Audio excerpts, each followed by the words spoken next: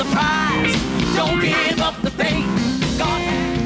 God is beautiful and he loves to be praised. And right now we're in the throne room. So I want you to put your hands together with me. Come on, here we go. Do it like this. You don't know, you don't know. You don't know the cost of the oil. You don't know, you don't know. You don't know. Jesus was there. Jesus was there. You don't know, you don't know. You don't know, you don't know. You don't know the cost of the oil. You don't know, you don't know. You don't know, you don't know. Jesus was there. Jesus was there. There are lots of African Americans and other black people all over the world who are feeling threatened for whatever reason, and they're losing their way in the drugs trade and other forms of... So many things. Yes. This then is your way of reaching out to that as well? It's definitely. It's an alternative. If it's a choice, it's another choice they can take. Even doing the music that I do, music is a very powerful thing. And just like it can encourage people to do the right thing, it can encourage people to do the wrong thing. And so I take pride in what I do. I love the fact that I know that every time I get through singing a song, that somebody's going to be uplifted. Somebody's going to be impacted in a positive way. And so I think having gospel music gives children and especially young people, a choice to listen to something that's going to inspire them, because we have a lot of negative music out there.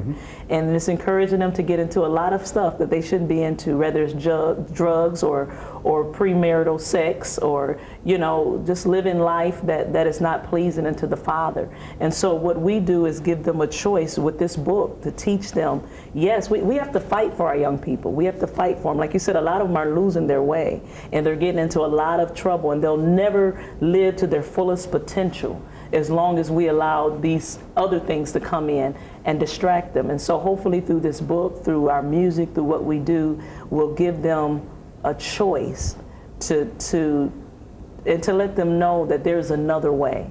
There's positive things out there that will impact your life for the better and not for the worse. Did you have choice in this career? Did I have choice in this career? Yes and no. Okay, let's start with the yes part first. Yes, because God gives us all a free will to choose. Right. He sets before us life and death. He sets before us choices. And so I had a choice to say no, because I would have been more comfortable saying no, being in the background, doing something else besides sitting in front of this camera talking to you. Even though I like you, no problems with that. But I definitely rather be in the background than out front. But my prayer as a child, and even now, is, Lord, what is your perfect will for my life? And his will.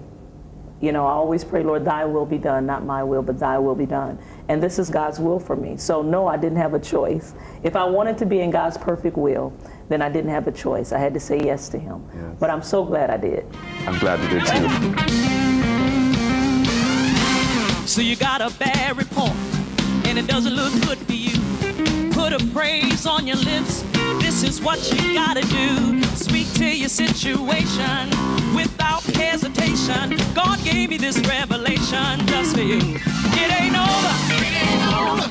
No matter what you're going through, it ain't over. It ain't over. God's gonna work it out for you. You just believe. It ain't over.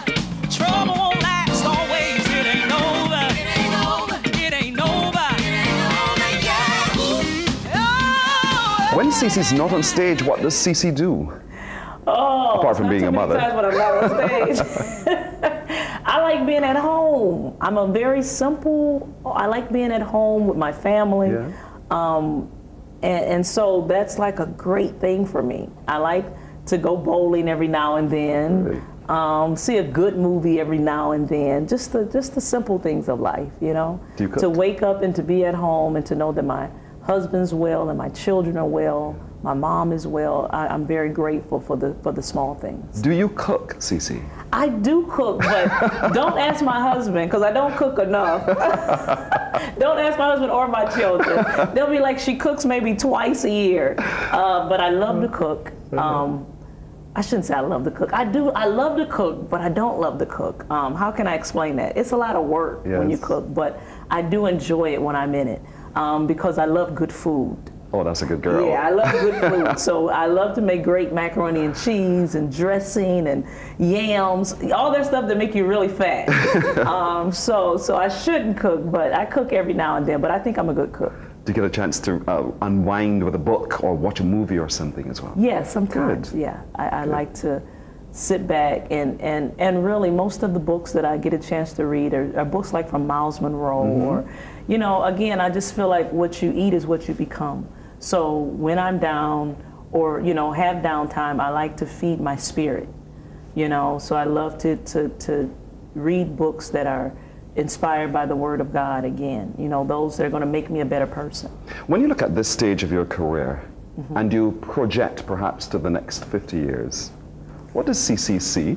Wow, the next 50 years. I really see myself pouring into the next generation. I think I'll be very busy helping to shape and mold lives that are coming up after me, you know, to encourage the next generation. You know, my son is 24 now, my daughter's 22. They're young adults, you know, and so my prayer for them is that God's perfect will be done in their lives. And so I see myself being very active in the background, hopefully supporting somebody else and pushing somebody else. I'll always sing as long as there's a song in my heart, and I know I'll always have a song in my heart until God takes me away from here.